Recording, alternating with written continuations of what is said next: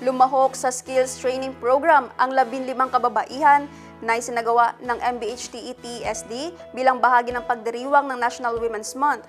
Ang PPP Story sa report.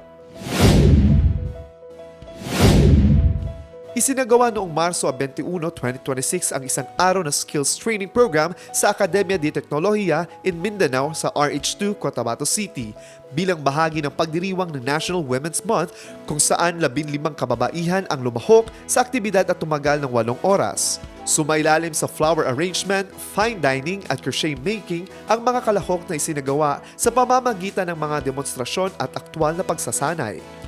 Ito ay sinagawa sa pangangasiwa ng MBHTE-TSD Cotabato City District Office sa pakikipagtulungan ng Pag-ibig Fund Cotabato.